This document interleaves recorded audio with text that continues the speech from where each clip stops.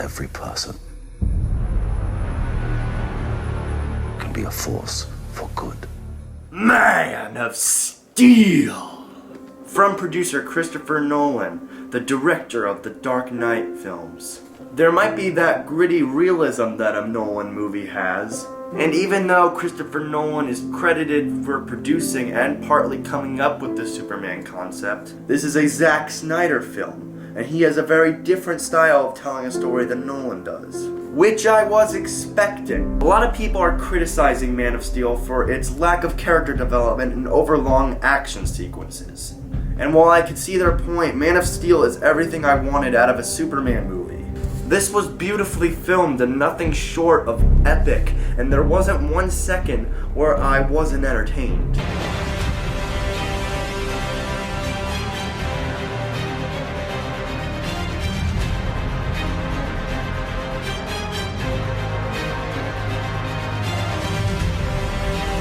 Superman, Kal-El, Clark Kent, or whatever you want to call him, is played by Henry Cavill, and he plays Superman fantastically. Girls were reacting like, OMG, he's so hot! And I was like, yeah, he's hot.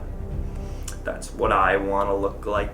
His Earth parents are played by Kevin Costner and Diane Lane, who give the most sentimental performances of the movie. Amy Adams does fine work as the independent Lois Lane. And then there is Michael Shannon, who plays General Zod, a warrior with a purpose, and he will see to it that that purpose is accomplished at any cost. He is a good match for Superman. And then there is Jor-El, Superman's actual father, who is played by Russell Crowe, and he also does fine work in this film.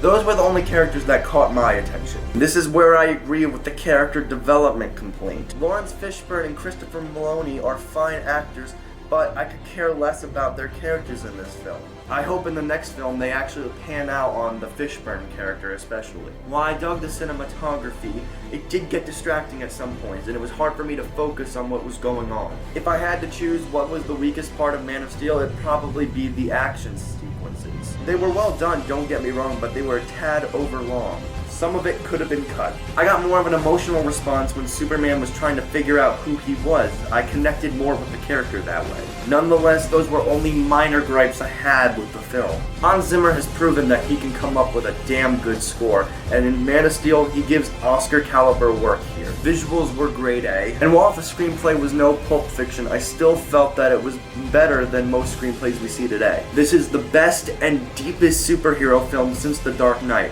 I had an immense amount of fun, and that's all that truly matters when you're going to the movies. There were times where I wanted to get out of my seat and applaud the epicness of Man of Steel, which is why Man of Steel is of course a standing O with a 91%. Yeah, I know Iron Man has a higher score, but I enjoyed Man of Steel more. While Iron Man had less flaws than Man of Steel did, I connected more with the Man of Steel concept, and therefore I enjoyed myself more. I love the questions asked in this dark tale of Superman. And oh yeah, it's dark. There were times when I was like, shit, that was messed up. I can't predict how the films that have yet to come out are going to be, but I can almost certainly guarantee that Man of Steel will have a spot on my top 10 best films of the year list.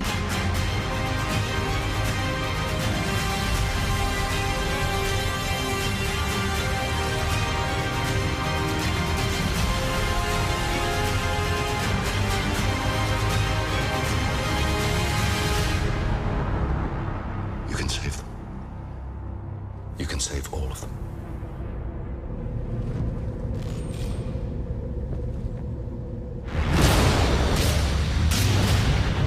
So how did you like Man of Steel? Did it meet your expectations like it met mine? Or did it not, and why? Subscribe, like, comment, share, and I'll see you at the movies.